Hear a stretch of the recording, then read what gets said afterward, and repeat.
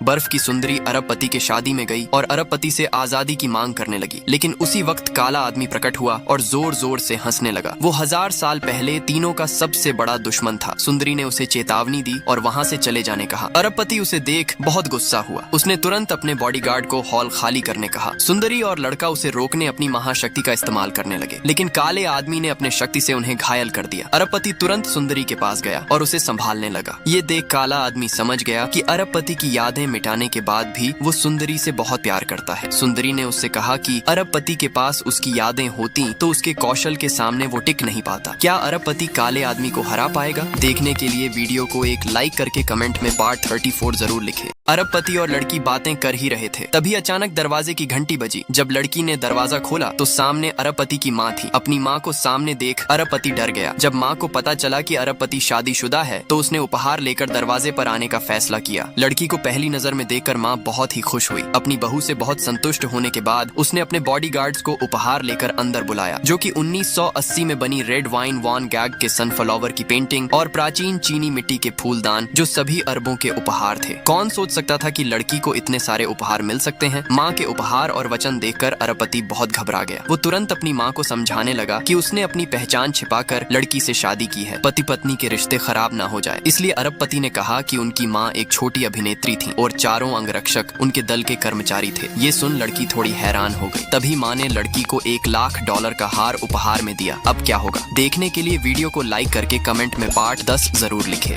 होने वाले पति को सबक सिखाने के बाद लड़की तुरंत अपने शादी की घोषणा करती है। दादी ने भी मौके का फायदा उठाया और अपने अरबपति पोते का हाथ ऊपर कर दिया, लेकिन अरबपति ने तुरंत अपना हाथ नीचे खींच लिया। उसे लड़की में जरा भी दिलचस्पी नहीं थी, पर दादी ने उसकी एक नहीं सुनी और शादी के लिए जिद करने लगी। अरबपति दादी को विरोध नहीं कर सका और शादी के लिए सहमत हो गया। ये सुनते ही लड़की ने तुरंत वहाँ खड़े आदमी से अंगूठी छीन ली और अरबपति को उसे पहनाने कहा। दादी के कहने पर अरबपति ने लड़की को अंगूठी पहना दी। ये देख दादी बहुत ही खुश हुई। उसने शादी को जारी रखा और एक दूसरे को चूमने कहा। ये सुन अरबपति को सदमा लगा। वो लड़की के पास नहीं जाना चाहता था, लेकिन लड़की ने अरबपति के कंधों पर अपनी बाहें डाली और उसके प्रतिरोध को नजरअंदाज करते हुए उसे चूम लिया। तभी लड़की के पिता और छोटी बहन वहाँ आकर शादी में बाधा डालते हैं। शादी में बाधा आने की वजह से दादी को गुस्सा आया। उसने छोटी बहन को भला बुरा कहा और उसका अपमान कर दिया। पिता को बेटी का अपमान बर्दाश्त नहीं हुआ। उसने दादी और अरबपति को निकालने सिक्योरिटी गार्ड्स को बुला लिया, लेकिन उसे पता नहीं था कि अरबपति उस होटल का मालिक है। अब क्या होगा?